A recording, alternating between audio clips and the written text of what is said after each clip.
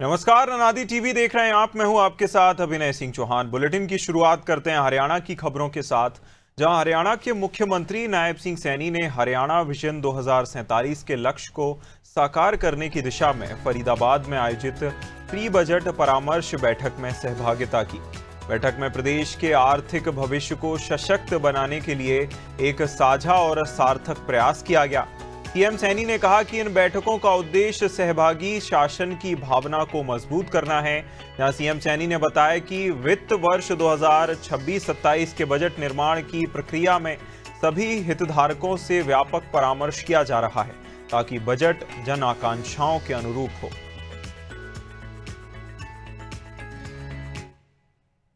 विकसित हरियाणा बनाने का संकल्प मिलकर के लें। आने वाले समय के अंदर ये हरियाणा, ये विकसित हरियाणा हो, उसको लेकर के हम बजट पूर्व परामर्श में यहाँ एकत्र आए हैं। और मुझे ये भी खुशी है, आपके बड़े महत्वपूर्ण सुझाव पिछले वर्ष भी हमें मिले थे और अब की बार भी आप लोगों ने इसमें बड़े महत्वपूर्ण सुझाव आपके आए हैं। मुझे ये भी खुशी है कि गत 30 जनवरी 2025 को हम फरीदाबाद में आप सभी के साथ बजट 2025-26 को लेकर के हमने विस्तृत आपसे चर्चा विचार विमर्श किया था। हरियाणा के मुख्यमंत्री नायब सिंह सैनी की अध्यक्षता में हरियाणा उद्यम प्रोत्साहन बोर्ड की 18वीं बैठक आयोजित की गई। बैठक में प्रदेश में औद्योगिक निवेश एवं रोजगार सृजन को बढ़ावा देने के उद्देश्य से विभिन्न औद्योगिक इकाइयों को विशेष प्रोत्साहन पैकेज और राहत प्रदान करने संबंधी निर्णय लिए गए। वहीं औद्योगिक निवेश और रोजगार सृजन को बढ़ावा देने के लिए विभिन्न इकाइयों को विशेष प्रोत्साहन पैकेज भी स्वीकृत किए गए। परियोजनाओं के लिए विशेष प्रोत्साहन पैकेज को मुख्यमंत्री के प्रधान सचिव की अध्यक्षता में कार्यकारी अधिकार प्राप्त समिति की सिफारिशों के आधार पर HEPB की ओर से अनुमोदित भी किया गया है। जहां बैठक में AWL एग्री बिजनेस लिमिटेड को हरियाणा उद्यम एवं रोजगार नीति 2020 के अंतर्गत 73 करोड़ 15 लाख रुपए के विशेष प्रोत्साहन पैकेज की स्वीकृति प्रदान की गई है। इसी प्रकार हमदर्द फूड्स इंडिया को हरियाणा उद्यम और रोजगार नीति 2020 के अंतर्गत 35 करोड़ 47 लाख रुपए के विशेष पैकेज प्रोत्साहन की स्वीकृति भी प्रदान की गई।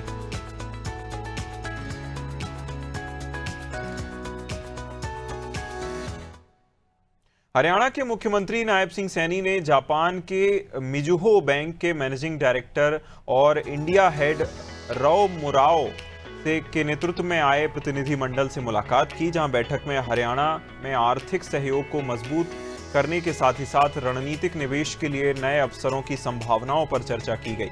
मुख्यमंत्री ने प्रतिनिधिमंडल को राज्य सरकार की ओर से पूर्ण सहयोग का आश्वासन दिया। जहां सीएम सैनी ने कहा कि हरियाणा पारदर्शी शासन, आधुनिक अवसंरचना और कुशल मानव संसाधन के साथ एक स्थिर और निवेशक अनुकूल वातावरण उपलब्ध कराने के लिए प्रतिबद्ध है।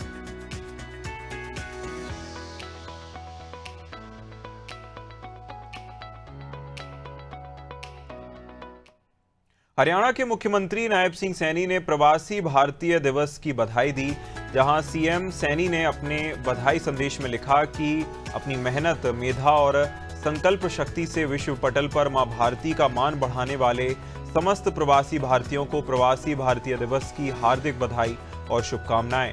विश्व कल्याण की भावना और वासुदैव कुटुंबकम के विचार को वैश्विक पहचान दिलाने में आपकी भूमिका सराहनीय है।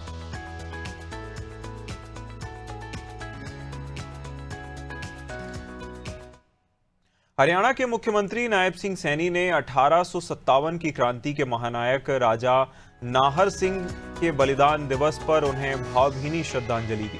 यहाँ सोशल मीडिया पर एक संदेश में सीएम सैनी ने लिखा कि शौर्य, साहस और अटूट देशभक्ति के जीवंत प्रतीक 1857 की क्रांति के महानायक राजा नाहर सिंह के बलिदान दिवस पर उन्हें भावभीनी श्रद्धांजलि।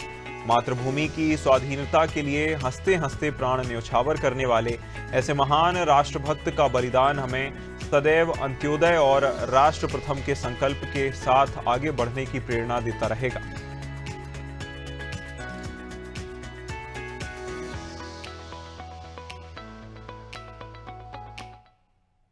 हरियाणा के मुख्यमंत्री नायब सिंह सैनी ने दीन बंधु सर छोटूराम जी की पुण्यतिथि पर उन्हें विनम्र श्रद्धांजलि अर्पित की। यहाँ सोशल मीडिया पर एक संदेश में सीएम सैनी ने लिखा कि महान समाज सुधारक, किसानों के मसीहा दीन बंधु सर छोटूराम जी की पुण्यतिथि पर उन्हें विनम्र श्रद्धांजलि। छोटूराम जी ने अपना संपूर्ण जीवन अन्नदाताओं और वंचितों के अधिकारों की रक्षा और समाज सुधार के लिए समर्पित कर दिया। छोटूराम जी के ओर से किए गए क्रांतिकारी सुधार आज भी हरियाणा और देश की प्रगति का आधार हैं।